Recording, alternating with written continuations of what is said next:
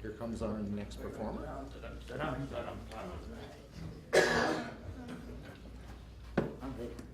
You're ready? Yeah. Okay. Our next contestant is Robert Ramirez, and he comes to us all the way from West Covina, California. Hello, ladies and gentlemen. Hello, thank you.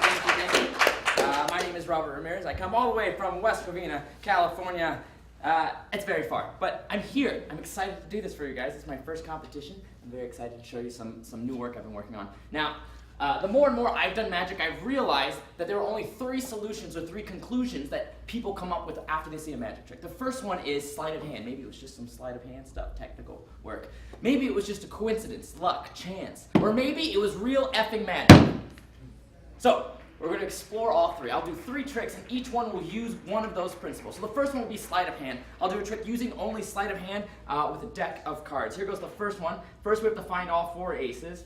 So we wipe over, we get the first ace. The second ace gets shot out from the middle. The third ace should come about in the middle as well, but it's going to shoot out like that into my hand. And the fourth and final ace you'll see face up. There are no face-up cards in the middle of the deck. There's no ace of diamonds on the bottom. There's no ace of diamonds on the top with a blow. You see that 4th ace magically appears, shows up on top. Thank you so much. So now that we've found the 4 aces, it's time to do a little sleight of hand with them. Because of course, that's what we're trying to prove. Sleight of hand. We're not trying to prove magic or coincidence. We're trying to prove sleight of hand. So here's how this is going to work. I will take 3 cards. Doesn't matter what 3 cards. And the first ace will go right in the middle, in the ace of hearts. 4 cards total. So that's 1, 2, 3, 4 cards. Now, here's what's interesting. If I snap, you'll see that ace disappears. Now you'll notice it didn't transform into another card as a traditional McDonald's ace trick would go, because I'm not trying to prove magic. If it were to transform into another card, we'd be in a different principle. Yes, we're focusing on sleight of hand. Sleight of hand, what just happened? How did that card disappear? How did that ace disappear? It's very simple. It's pockets in my sleeves, and it goes up and then into my sleeve and around. It's just hidden.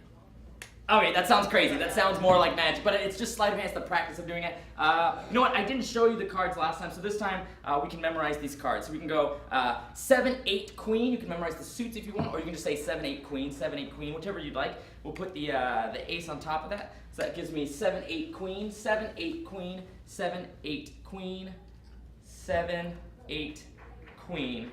You'll see that second ace has disappeared as well. Thank you so much. Now, the third ace, ace of diamonds. Once again, I think you just think that I'm doing something trickier than I'm actually doing. I'm telling you it's just years and years of practice. I'll show you right here. I'll put the 3 cards down so you can see them the entire time. If you can't see, you can stand up, whatever you want. But I want you to make sure that there are only 3 cards sitting there, and the 4th card, which is the ace of diamonds. You're going to see this ace of diamonds disappear right in front of your eyes. I promise you, it's just a type of skill. Watch very carefully. It's going to happen really fast. Here it goes. 1, 2, 3. That's 1, 2, 3 cards. Thank you so much. Now the real question is, if I have all these cards here and the aces have disappeared, where have the aces gone? Because I didn't magically transport them. With sleight of hand, I did something, and you'll see that very carefully. Now underneath the ace of spades gives me the 1, 2, 3, 4 aces, all 4 aces. Thank you so much. I need a volunteer. Sir, will you help me? Sure. Steve, round of applause for Steve. As Steve comes up. Thank you. No, you can sit. You can sit. If you can stand if you want to. You don't have to. That's your choice. Steve, 52 cards. Now we proved sleight of hand, right? We proved just a hand moving quicker than the eye. You can't see certain things happen. So now it's time to prove luck, coincidence, chance. Steve, me, you're gonna play a little game, and it changes show by show. So let's see how this works. Okay, good. Steve, do me a favor. You're going to take these cards, and you're going to deal them into 2 piles. Now, you can deal as many cards as you want into each pile, but don't take clumps of cards and put them down. Really do it one at a time and decide which pile what card goes into as you get to it. Does that make sense? Sure. Great. And you just go all the way down. Whichever one, you can do 3 in a row, doesn't matter. Do it now. Yeah, do it now. As the cards get decided, look how much pressure's on him. Oh, all of us are staring at him. There's cameras on him. There's people. There's so much. You think there's pressure on me in a competition. There's a lot of pressure on me right now because I don't know how this is going to work out. He's doing 2 in a row. Oh, last one's hard. Ooh, very nice. Steve, we have 2 piles of cards. We're going to make 1 card out of 2 piles. How do you do that, Robert? It's very, very simple. We'll use the value of 1 card and the suit of another card and combine them to create 1 more random card that could have been done. Steve, what would you like to use first? The value or the suit of a card? Value or suit? The suit. The suit, fantastic. I'm just going to turn this over. You'll see it's a heart. So ignore 7. Just remember heart is all that we have to remember about this, which leaves us with the value 6. 6. Ignore that it's a spade or even black, just 6. So together, Steve, that would be the 6 of hearts, correct? Now, if you would have gone the other way, we would have had the jack of spades. Correct. Or if you would have put down, I don't know, 3 cards here or something, we could have had lots of different choices of what this could have been. But it was all your decision, so we have the 6 of hearts. Now, what does that mean? Why do we care about that? Well, we're trying to prove luck, coincidence.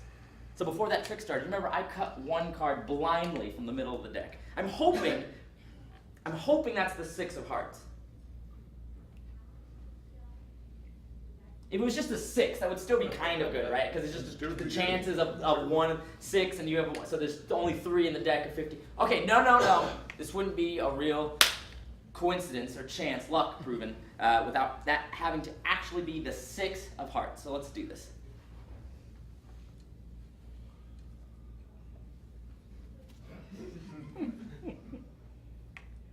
Ladies and gentlemen, the 6 of hearts. Perfect, Steve. Thank you so much. Thank you so much. Woo! That was terrifying. I wish you understood how terrifying that was. Great, so we've proven 2 of the 3 so far. 2 of the 3 conclusions. The first one was sleight of hand using the aces. The second one is coincidence chance with cards merely cut and chosen at random. Now it's to prove real epic magic. Okay, it's very simple, guys. It's very simple. Ladies and gentlemen, this is how we're going to do it. We have to find a balance of it being fair, kind of like sleight of hand was. It seems really fair. And so does the coincidence. It always feels fair. And that's what magic should feel like. It should feel like a combination. You don't know whether it's sleight of hand or maybe mathematical. So you have to find a balance right in between that. Justin, Yes. will you do me a favor? Absolutely. Will you come here a little bit closer? I want you to take any card you want. 52 choices. Go ahead and take any card you'd like. Great. You can show everybody. Make sure I can't see it. I will turn and face the wall. Okay. Once you have it, just put it face down on the table. Okay. Great. Okay, fantastic. Ooh. Wall reminds me of my mother. It smells like gin. It's fine. The therapist said I'm fine. So that card goes right in the middle of the deck. I'm going to shuffle it. And give it a cut. Steve, you good with cards? Do you know to shuffle? Do you know to give them a good shuffle, riffle shuffle? Right. Yeah. We just do a real quick riffle shuffle. Justin picked a card. Steve's going to riffle shuffle them for me. Here's the goal. Any card was selected, and now the cards are being shuffled, not by me, and that's key. Which makes it feel like coincidence chance, right? Just the chance of somebody else shuffling. That's great. And just give them a cut. Steve, it's all right. Give them a cut, Steve. And finish the cut. Thank you so much. Great. Justin. Yes. Do you have a good imagination? Yeah. Yeah. I want you to visualize you're sitting, on the shores of a beach. Okay, and you're looking out into the vast open ocean, and you see from shore to shore. So on the far left, you see the shore, and as you come across, you see the ocean, you can see the other shore on the other side. But up top, above the ocean and the sky, there's a plane. It's one of those like banner planes that says, like, I saved a bunch of money on my car insurance using Geico. It's a big banner. But on that banner is not like an advertisement. It's numbers. It runs 1 through 52. And they're all in black ink. It says like 1, 2, 3, all the way to 52. But one of those numbers is in red. For some reason, one sticks out. It's red. Okay. Justin, what number does that sticks out to you? 17. 17. I will deal 17 cards down. Put them right there. 1, 2, 3, 4, 5, 6, 7, 8, 9, 10, 11, 12, 13, 14, 15, 16, 17. If he would have said 18, it would have been the 2 of clubs. If he would have said 19, it would have been the 8 of diamonds. 17? If he would have said 16, it would have been the ace of clubs. If he would have said 15, it would have been the 3 of clubs. Justin, for the first time, what was the card that you chose? 9 of diamonds. Ladies and gentlemen, I don't know if you want to believe it, but that's real effing magic. Thank you guys so much. I'm Robert Ramirez.